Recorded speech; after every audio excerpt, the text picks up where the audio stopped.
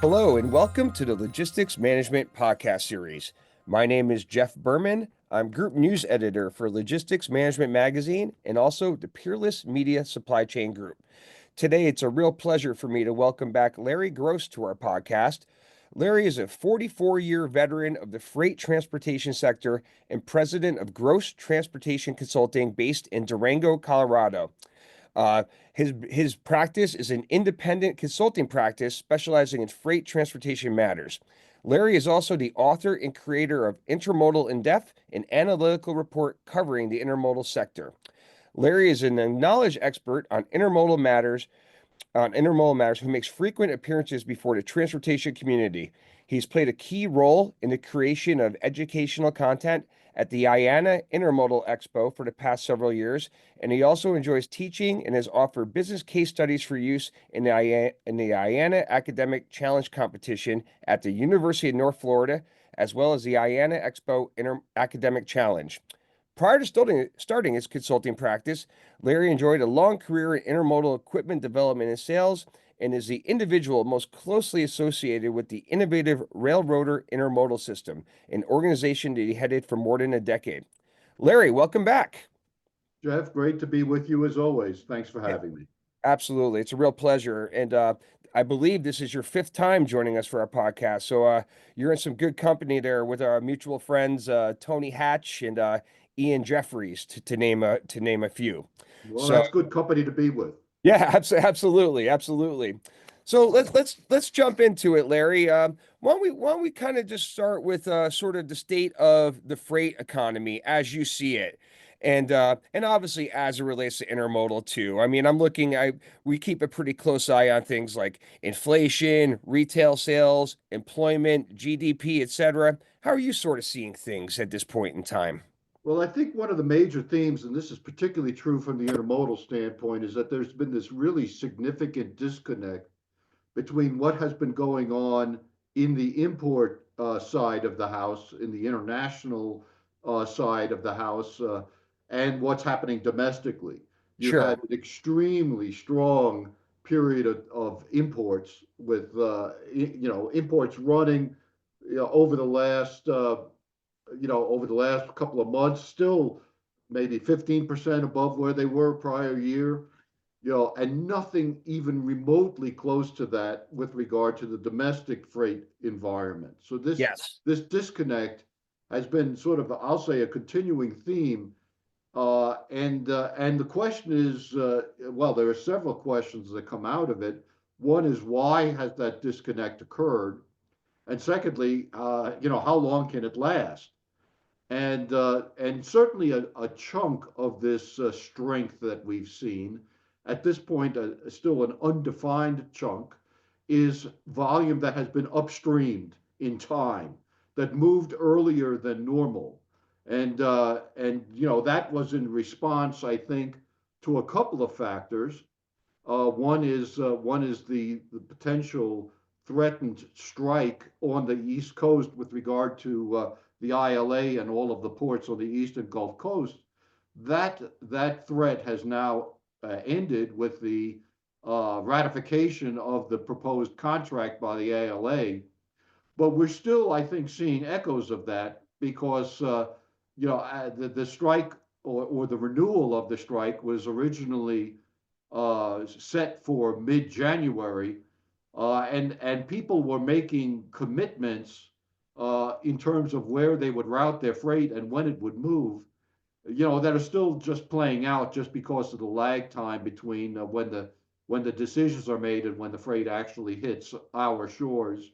Yeah. And then, of course, there's the whole tariff question, which continues to evolve on an hour by hour and minute by minute basis. But there's no doubt that a lot of volume is crowded through in advance of the potential, now evidently realized, threat of tariffs. Uh, so that's why I think that, plus a very strong retail environment, is are the big reasons why international was so strong. Yes. But there is some signs lately that I think we have reached the end of that road. in terms of the ability of folks to sort of upstream cargo or their willingness to upstream cargo. And the best indicator that we have right at the moment are the AAR numbers, which come out every week with regard to intermodal activity.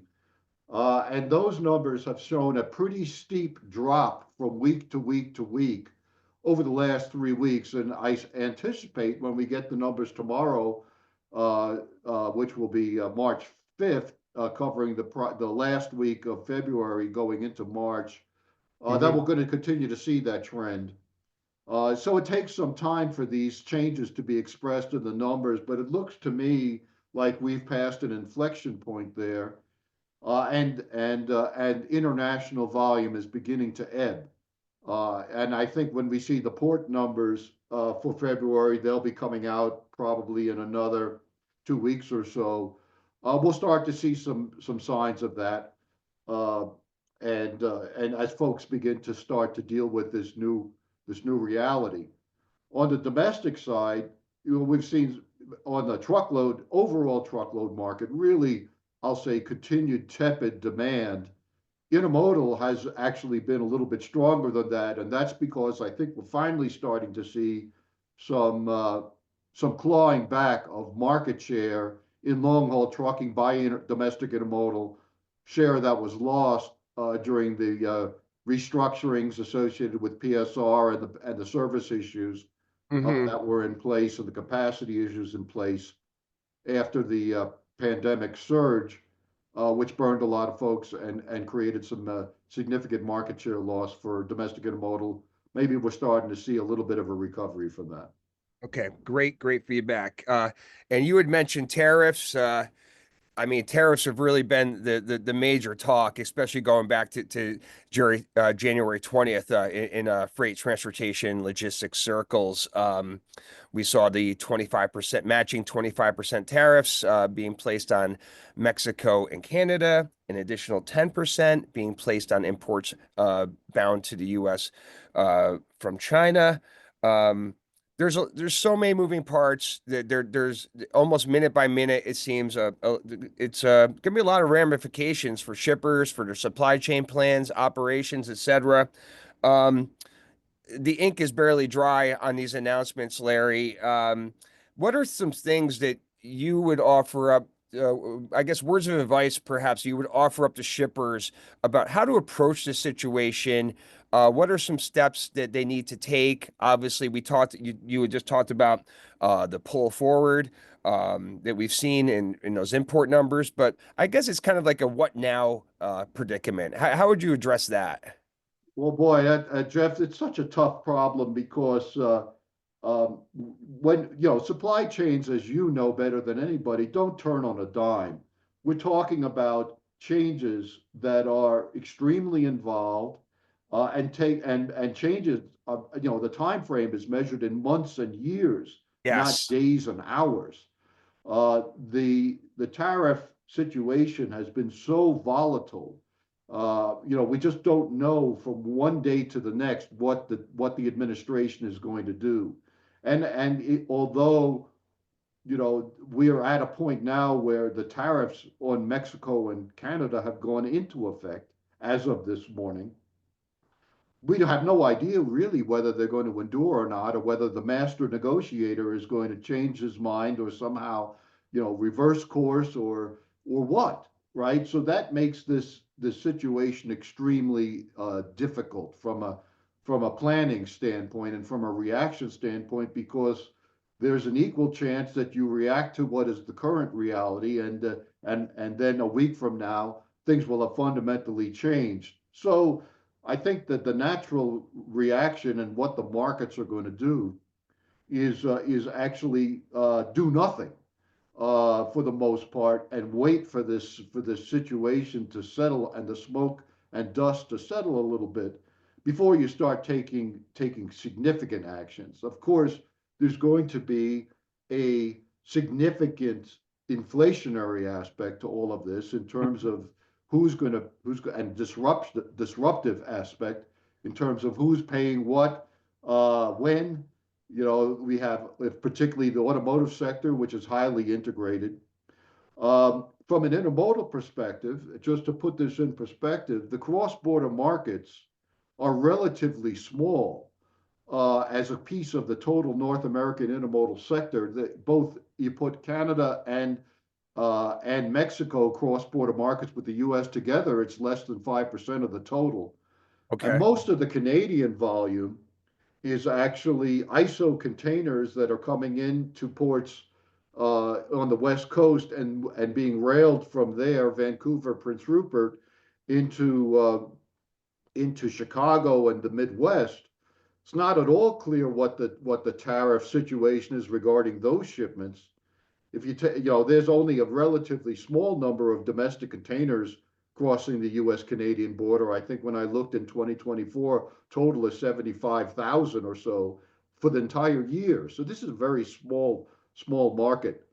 On the other hand, the Mexico cross-border market is entirely domestic containers, and there are no ISO containers to speak of crossing the U.S.-Mexico border. So that is a market that will be affected, but it's about 1.6% or 1.7% Mhm. of the North America total. So it's a relatively small piece of the puzzle.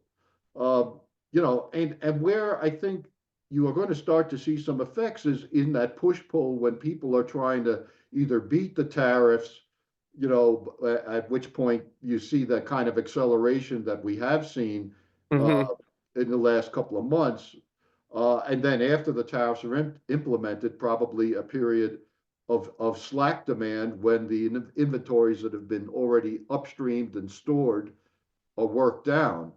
But when you have a situation where you don't know until the day it happens what the reality is, then your ability even to do that is minimized.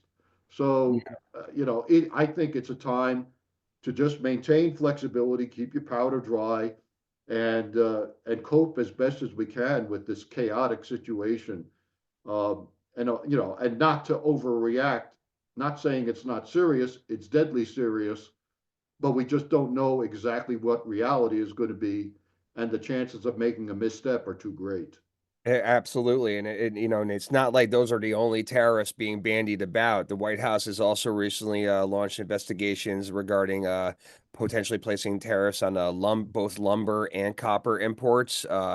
March 12th, I believe, is the date in which we'll start seeing tariffs being placed on steel and aluminum. So, I mean, it's very widespread, and it certainly speaks to the many points you're talking about.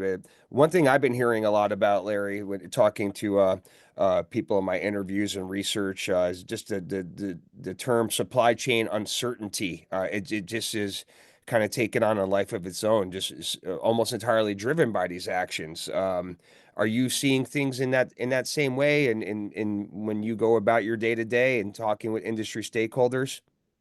Yes, I mean, I think it's kind of what I was referring to here. Yeah. When you have no ability to understand what very basic aspects of the reality will be a day, a week, a month from now, basically what that does is it freezes everything.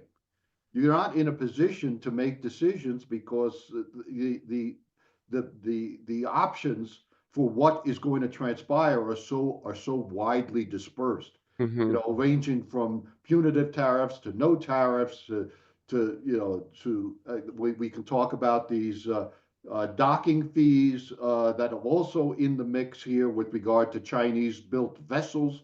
Yep, That's that a was huge one right there. absolutely. So nobody's in a position really to make decisions, and where I think that that's going to land, not only from a supply chain standpoint, but from an overall economic standpoint, is that we're going to see inflation uh, as a result of these actions, as well as diminished growth, because nobody's in a position to make investments when they don't know what reality is going to be. So the looming potential is for some kind of a stagflation kind of a scenario, which is a pretty spooky scenario if you go back and look at history. Um, so I have a fair amount of concern about all of that. Understood, and I definitely agree.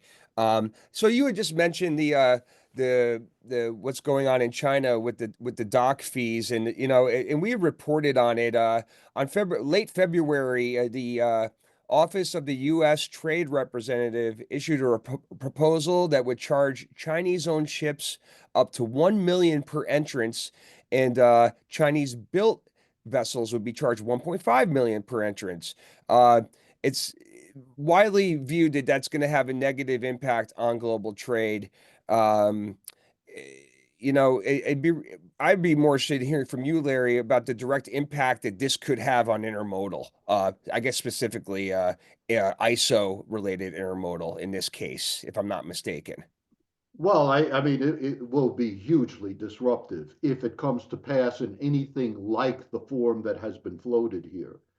It is somewhat incredible to me that, you could have a scenario where somebody bought a ship from China 5 years ago. That decision obviously, was made in a different era. Yeah. And now we're going to be charging 1.5 million or $1 million every time that ship arrives in a port. And even if it's not a Chinese built ship, even if it's a Korean built ship, if the ship line owns Chinese built ships, they're still going to get dinged by based on the percentage of Chinese built ships in their fleet. So their ability, to correct, I'll put the term in quotes, a mistake of the past is nil. And to say that we're going to suddenly start spooling up and producing these large cargo ships in the U.S. is a total fantasy Hmm. because in order even just to develop the capacity of the shipyards in order to correct this situation and develop and put into place American built ships, we're talking about a decade or more.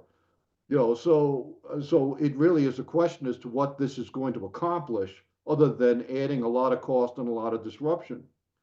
Since and I'll point out two major effects. One is that obviously this will create a competitive advantage for Western Canadian ports versus Pacific Northwest US ports.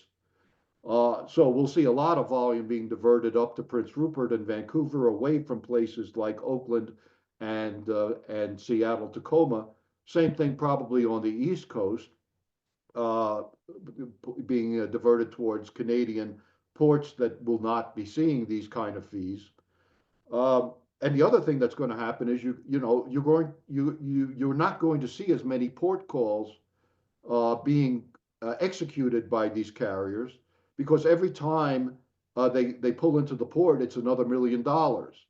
Yeah. So if you currently have a string that perhaps makes 3 or 4 port calls on the East Coast, let's just say, as an example, starts in Savannah, goes to Charleston, Norfolk, New York, or Baltimore, New York. Well, that's not going to happen under this new scenario, because each time you add a port to the string, it's another $1 million. Oh So my you're going to see goodness. a Yeah. lot of consolidation of port calls into the major ports. These secondary ports are going to suffer, and that's going to cause a lot of requirement for repositioning drayage and potentially north-south intermodal uh, in order to make up for all of this. Again, the ports that will be the load center ports will become very congested uh, because there'll be a lot more volume trying to flow through those keyholes, whereas some of the secondary ports, I think, will be very hungry for volume. So a lot of disruption going to come out of all of this, and I'm not sure really what the net gain will be, because the ability to for the carriers or the shipbuilders or the shippers to react to this is extremely limited. No question about it. And you just mentioned the Dre aspect of that. That would seem to be incredibly challenging. So I guess we'll just see what happens there. Um, Earlier this year, Larry, and you had mentioned this earlier. You had commented about the ILA, the ILA and the USMX. A deal has finally been struck. There was a lot of trepidation, especially last fall, um, uh, about what could happen. Would there be a port strike? Well, thankfully, that all. got averted and did not come to fruition. But I mean, let's just play devil's advocate for just one moment, Larry. Say there had been a strike. Um, that would have been really terrible for the economy, obviously, and there was a lot of supporting data behind that in terms of the economic impact of that. Um, what was sort of the mindset of the intermodal community, of the shipping community, leading up to that situation where a deal finally got brokered? I mean, it just seemed like the timing couldn't have been worse. Well, in addition to the upstreaming that we talked about earlier during our conversation, the other big effect of all of this was a shifting of volume from the East Coast to the West Coast, particularly for Asia originating cargoes. You know, you've had a long-term trend of declining West Coast share of import TEUs that was reversed. That trend was reversed in 2024, and West Coast, particularly LA, but all of the West Coast ports gained share. And the reason for that, I think, was volume diverting away from East and Gulf Coast ports in anticipation of the potential disruptions of this strike, which has now been avoided. The net result of that is that now with the strike in the rearview mirror, I think you're going to start to see a reversion of volume to the East Coast from a share perspective. We're going to see some of that volume that naturally wants to come back to the East Coast. It's the low cost option returning. The other piece of that puzzle, which remains open, is the situation in the Red Sea and the Suez Canal Mhm. with regard to the missiles being fired by the Houthi rebels. And that, once we get to hopefully, a permanent solution there with a ceasefire in Gaza that is more solid than where we are at the moment, you'll start to see, I think, ships returning to the Suez and returning to that Red Sea routing. That will cause, again, near-term disruption because you'll get a lot of vessel bunching. It's a lot shorter to go through the Suez. There's going to be a lot of congestion associated with it. Rates are going to go through the floor, not only, because a lot of capacity is going to be freed up. So you'll see a tremendous tumble, I think, in ocean rates, be Yeah. quite disruptive. But from an East Coast perspective, it will make the East Coast again even more competitive and sort of accentuate this return of volume from West Coast to East Coast. So I think that's how that's going to get expressed over time. Okay, terrific. Just a couple more quick ones here, Larry. And something I wanted to ask about when we were talking tariffs, but I forgot. Um, you know, let's presume, say the tariffs do increase a revitalization in domestic manufacturing here in the States. Um, Now, I mean, we're seeing minor examples of that. We saw the TSMC announcement the other day and what they're going to be building here, as well as I believe Honda's setting up a major operation in the States as well. The two big things I saw the other day. Um, Now, I'm not saying that that's going to catch like wildfire, but we see more examples of this, more companies setting up manufacturing shop, if you will, in the US.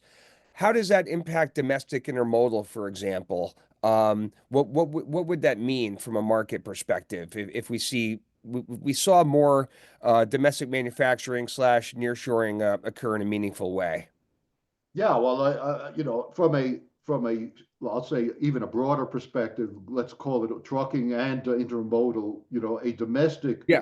production facility generates considerably more freight demand than just an import box coming into a port and being conveyed to its final destination. So from a transportation standpoint, once these facilities are up and running, uh, there is going to be an increase in demand for domestic freight transportation. So long run, that would be a good thing.